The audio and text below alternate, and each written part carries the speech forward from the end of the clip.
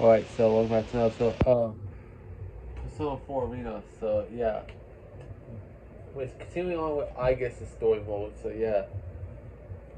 Let's do this shit. The next day, May 2nd, 2012. We wanted to pursue the vehicle carrying Labras as soon as the hijacking was over, but its complicated route made it hard to track. Due to the sensitive nature of the cargo, it is difficult to set up a large-scale traffic checkpoint. Fortunately, the license plate number was determined quickly, and we got a rough estimate of its destination. Our headquarters was moved to a police facility. Mitsuo-san and our team are sorting out the situation to plan for an operation. And the interrogation of the suspects? It's begun, but all of them are claiming that their memories at the time are very foggy, so they've been sent in for evaluation. Alright. So, yeah. Psychologists who interviewed them think it's possible they're not lying. So none of the five have any memories of what happened during the hijacking. Normally that would seem preposterous. There may have been some hypnotic effect, but even then... We're dealing with someone after materials from Ergo Research. They'll likely be very well informed about shadows and mind. Knowing that, it doesn't seem so strange. It would also explain the extreme lengths they went to create a decoy. What else do we know? Another team member was answering Mitsuo's questions. Since the cage storing the fifth generation is too large to transport by personal auto, we narrowed our search to large vehicles that left the airport. That, combined with the testimony from our observer and data from the transmitter, allowed us to pinpoint the vehicle in question. The police are already pursuing it via the M system. This is the most recent photo. He hands the tablet to Mitsuo-san. Eniwa area. Wasn't this the place where... Yes, our routine investigation last year rated the potential shadow activity in the area at level 4. It seems that the culprit in this case definitely had prior knowledge of shadows after all. If that is true, we must use extra caution. Many people do not know about shadows, though they are enough of a threat as a possibility to destroy the world. And again, I experienced that for myself 3 years ago. If someone is trying to manipulate them, we must prevent it at all costs. Let's talk about the stolen fifth generation unit. I guess as the seventh generation would be your younger sister. A sister? My older sister. I'd like to know why she was sealed. Fifth generation anti-shadow suppression weapon, Lapis. The records show her to be the first mod fitted with an artificial personality. In other words, she has a heart? There's no knowing if it was developed enough to call it that. She seems to have been made to gather test data rather than actual feelings. What are her combat capabilities? She wasn't given firearms, since her regulatory system is an animal. So she was instead loaded with some kind of special equipment. Unfortunately, the majority of the records pertaining to her are missing, which means that's the extent of our knowledge. Special equipment. We also don't know why she was sealed. But if you saw the Labras story, you saw that she was sealed because of her powers, bro. It's how she was able to escape the scientists at first, but then she ends up letting herself get captured by them. Many So, of the yeah. documents regarding the old Ergo research were lost, probably to cover up incriminating evidence. We don't even know what she looks like. All we do know is that she was a life-size hand. We'll just have to find out along the way. Mitsuo-san swipes her fingers across the tablet a few times and shows it to an aide. Only these three individuals do operations. I'd like to join them in the field. Are you sure about this? Try not to make a scene when fetching them. Not all of them are part of our organization. The aide nods his assent and returns to the station. Mitsuo-san then turns her gaze on me. And I guess, frankly, I think we can assume that there'll be combat involved. You feel right? Though Mitsuru-san doesn't say it out loud, I understand what she means. Our highest priority in this operation is to stop the culprit and mitigate any associated danger, not to rescue Labras. Of course, we will strive to accomplish both, but in the worst case scenario, we must consider the operation of destroying Labras. Destroying a sister unit, it would be a painful experience if she too has a heart. I thank you for your concern, but I'll be fine. I will do my duty. Mitsuru-san says nothing more and silently Once nods. you can confirm our target is headed to Inaba, we'll depart at once.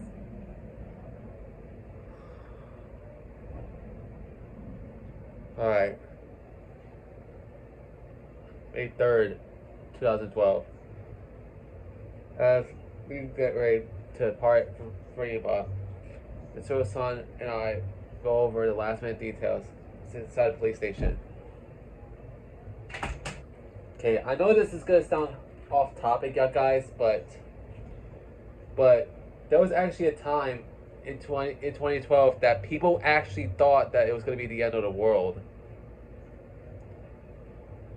I think that myth was made during the BC years initially.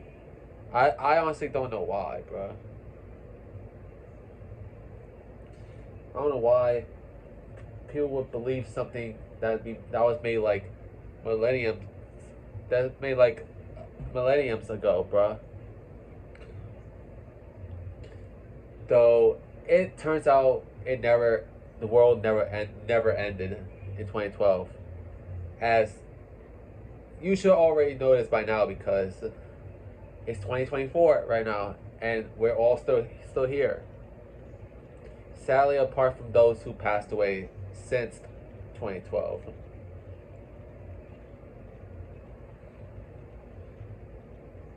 So yeah, Mitsuru-san is absorbed with issuing instructions over the cell phone she is holding. Pessimism seeps into my heart. As I wait, I begin muttering to myself. Will we be able to find Labras? My sister. Yeah, don't worry. Mitsuru-san's surprised voice makes me realize how unlike me these doubts are. Will we be able to save her? Isn't that what you really want to ask? Don't worry. As I mentioned to Akihiko, fighting Labras is not our priority. The reason I formed this shadow operative team is to save lives. We will find her, whatever it takes, and bring her back. We can do this. Yes. I'm sorry to be so pessimistic. Those feelings you have for Labras, you should tell her when you see her. I will. Friends bound by trust are irreplaceable indeed. I hope that Labras will become one as well. Eventually, the preparations are made and our limousine departs on its journey to Inaba. That evening, we are in Inaba now, traveling down the Midtown Street. Though it is called Midtown, it is very different from an urban environment. It's quiet, rustic road. Vehicle we are targeting it is easily discovered. The transmitter that was attached to it when it left from the airport is, luckily for us, still active. The vehicle has been abandoned and the cargo is gone as well. To trace it further, we must learn why the culprit came here. Specifically, we need to know the details of what happened here last year. Though this was already assumed, so we have a plan. Mitsuru-san orders the driver to park nearby. However, this poses an unexpected problem. Our vehicle is a long, black, 8-doored limousine. It stands out badly in this countryside town, no matter where it is parked. Mitsuru-san, our activities are supposed to be undercover, correct? Yes. For undercover missions, it will be necessary to keep all personnel and vehicles from being noticed. Right. Mitsuru-san, may I say something that I I've been meaning to say for a while now. No. Understood. Oh shit. All I told them was to give us a card with enough space. There we go. People peer into the windows out of curiosity. Oh my god. I guess Mitsuru doesn't think straight before going on to missions, bruh. And she calls herself the fucking leader, bro. Like, shake my head, bro.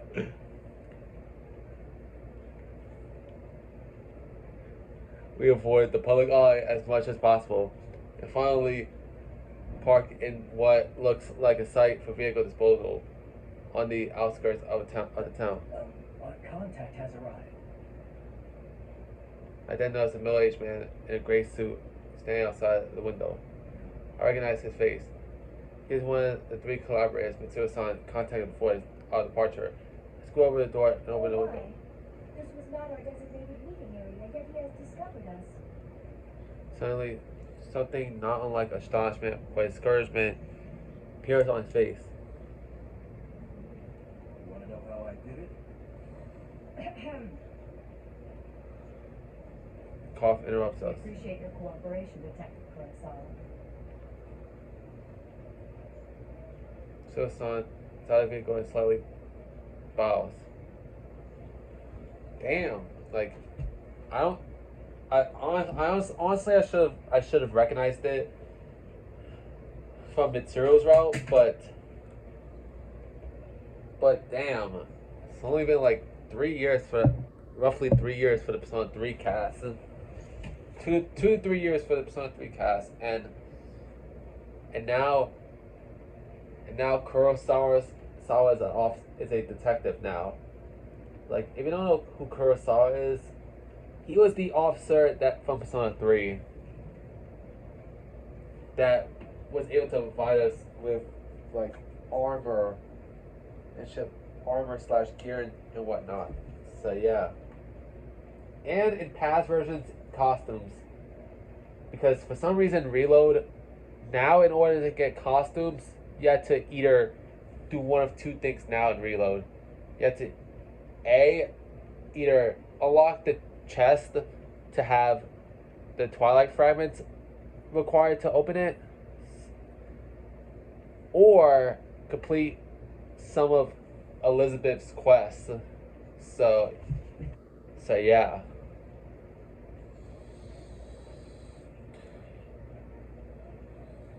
But most of it is just in the locked chest that requires Twilight fragments in order to unlock it, which I still don't really understand why Twilight fragments is in the game.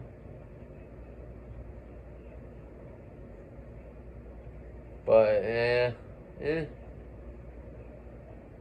I guess their version of lockpick. I'm not fucking sure, bro. It was not in the past version of Persona 3. It was only in the Reload version. So yeah.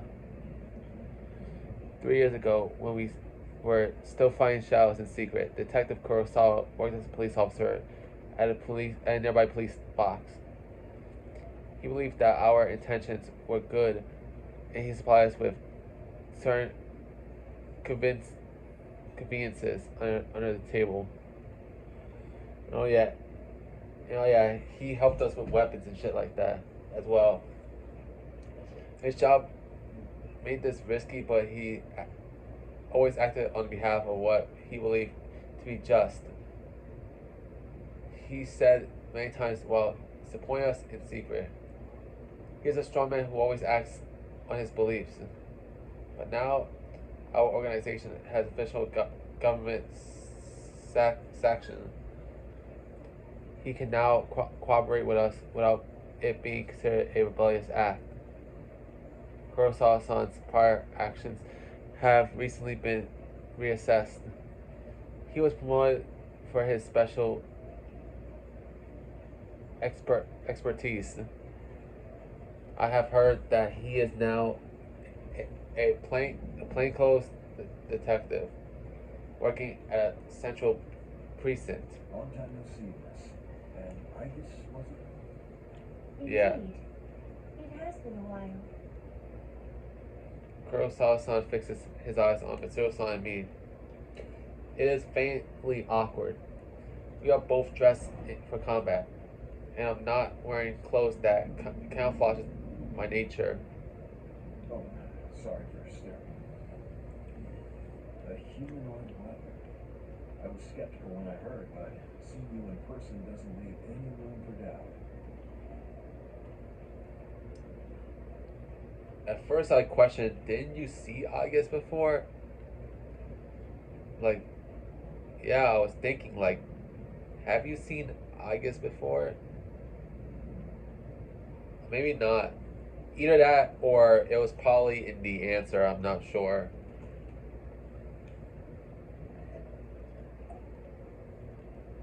Which, by the way, the answer takes place immediately after Persona 3 / Persona 3 Reload's story, so yeah.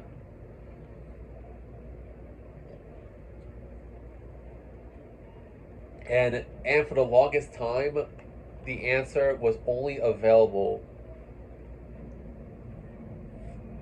in Persona 3 Fez for the longest time. That was until this year in 2024, where it is available. It is going to be available in Reload, albeit as DLC for the expansion pass. Now I have explained in a past video on why I think the expansion pass for Persona 3 Reload is too expensive, but to keep things short, it's just basically you paying like $35 just for music, costumes, and the answer. Which I still feel like they should have lowered the price for the DLC, bro. Because gotta remember, it's the Persona 3 Reload itself. It's usually $70. Yep, $70. And to make things worse, the expansion pass doesn't even come with the digital deluxe or digital platinum editions of the game, which makes it worse for the customer who actually purchased those versions of the game. So yeah, because this is because it costs more for those editions, bro. So yeah, on with the story. I'm sorry that I kept it hidden back then. It's alright. Alright. It would cause more of a headache if you'd gone around looking like that. Yeah. Yeah, he said, yeah, Kurosawa said it was fine for Aigis to disguise herself. Because at least it does save him all that headache, bruh. Hearing him say that, I cannot help but smile. And on top of that, you're in a place where no one could really recognize you, Aigis. Seeing you laugh like that makes it hard to believe you're a machine. Except she is. That acts more of a human, so yeah. I still like Aigis, bruh. She's an amazing character. I shouldn't make you stand while we talk. Please, get in. Ah, sorry. I haven't seen you in a while, so I have a lot to say. Mitsuru-san asks Kurosawa-san to collect information on a serial murder case that occurred in his town last year. When background research was carried out across Japan at the end of 2011, this region returned high numbers in shadow detection measurements. And if you want to know more about that, I suggest you play Persona 4, or hell, even Persona 4 Golden, since that version has been released onto more consoles and PC. So yeah. But although it was investigated, there were no effects apart from slightly unnatural weather. Then again, what if someone did happen that was just hard to detect? Serial San suspects that the number serial murder case was related to those shells and asked Kurosawa-san to have the local police force share their reports. We could have requested them directly, but what we want one would not be service information found in the investigation records. There are limits to what an unofficial unit cloaked by authority can do with direct requests. I found out quite a bit regarding the case you had me look into. First, I reviewed the report on the incidents from last year. One of the suspects mentioned the word persona. A lot of cases with So Masuda-san. what went on here last year? It's probably related, but I wasn't done there. Parts of this guy's testimony were even more outlandish. If you could take what's in the record at face value, it seems persona users can enter TVs with an e-voting channel. Enter TVs? What does that mean? Just what it sounds like. You physically stick your body into the screen and go inside. He claimed there was another world in the TV. Dropping people inside it was the method behind last year's murders. This all sounds rather absurd. I'm surprised it was included in the police report. I got in touch with the detective in charge at the time and said the same thing. Apparently the report was filed by a young partner of his at the time. He'd entertained the wildest testimonies like this one.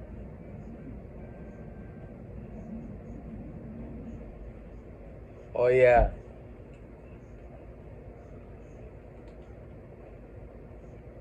Got in touch with the detective in charge at the time.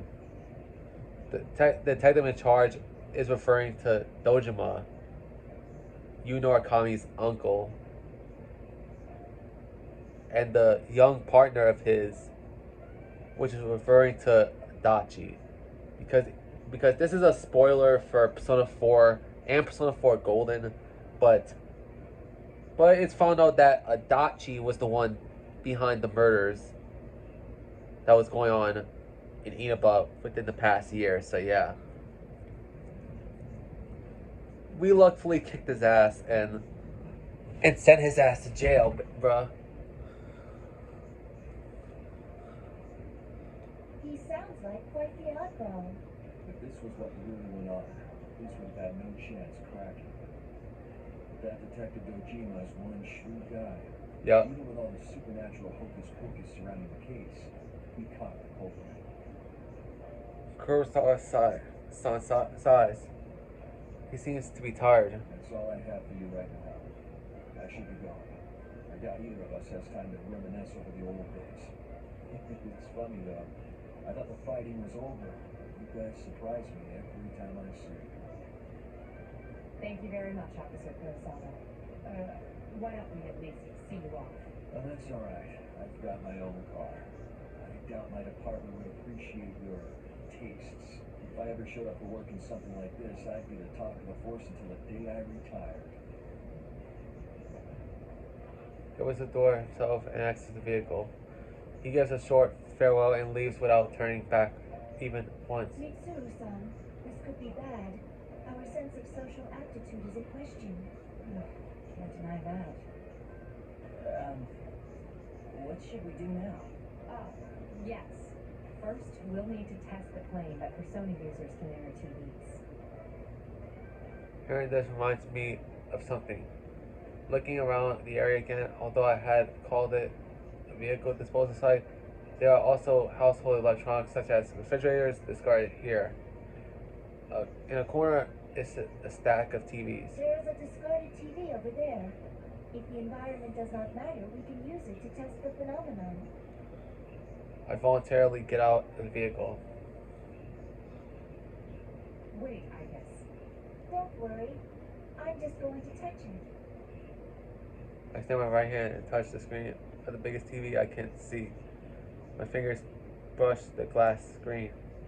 But although I seem to be touching it, I feel no resistance from its surface.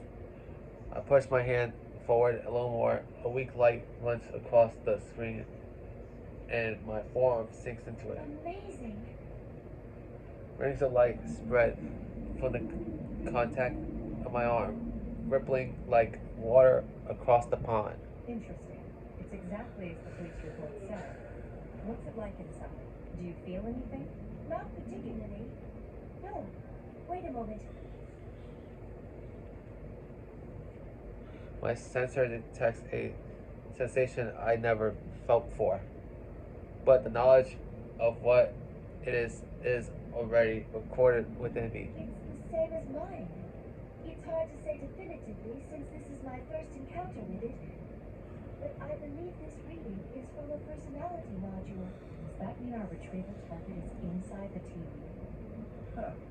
Sounds like fun. Oh, Akiko! Her voice comes from an unexpected direction. Mitsuo-san and I look towards it.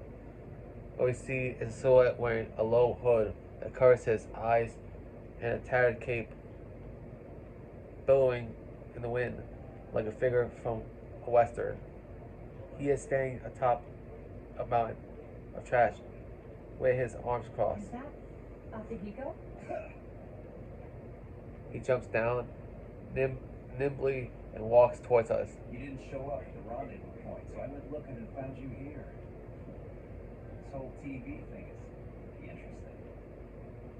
I will never forget the man laughing so furiously.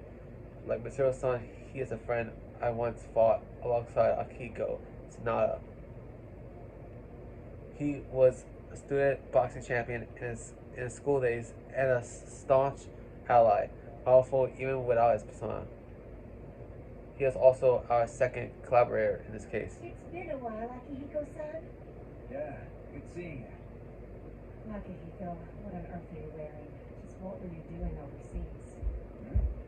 Didn't I tell you that I was on a training expedition?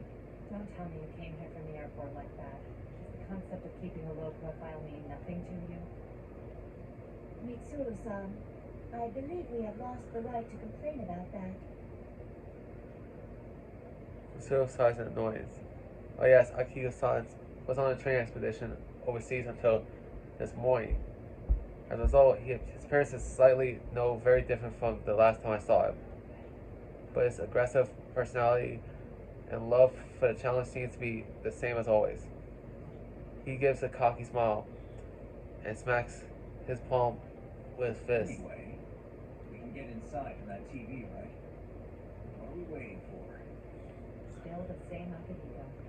We don't know the situation inside yet, and we'll need a secure means of getting out. So what?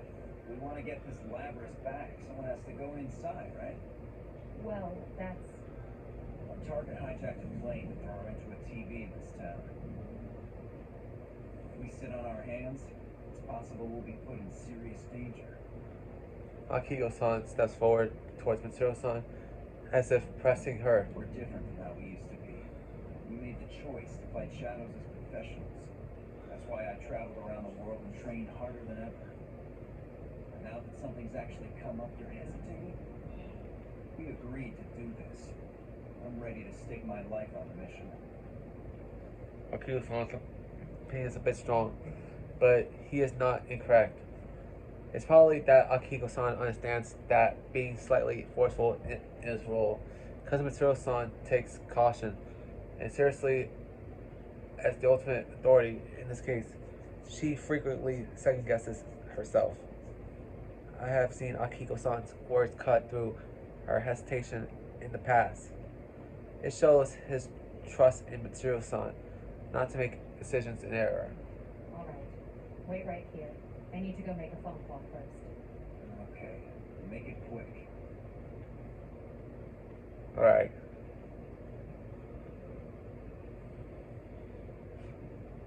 Yeah, luckily this is the last time this cutscene is getting played, bruh. Because I guess it's the only one we haven't done yet. Yeah. If we all barge in and something happens, it'll be devastating. Now that you mention it, at least one of us should be staying behind as well. I'm not staying.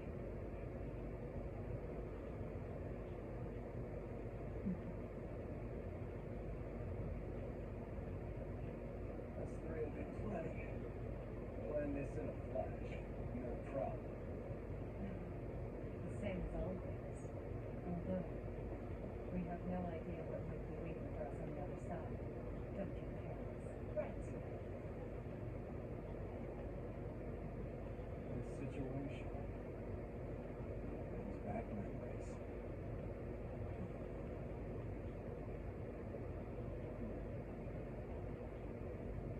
Ready.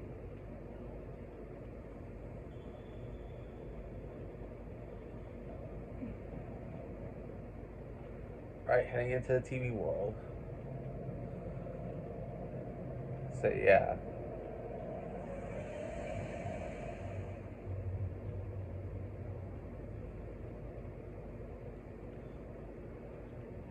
This is the last time some of these cutscenes is going to be played throughout this whole thing because I enter the TV. August is the last person I started the whole shit with. So yeah.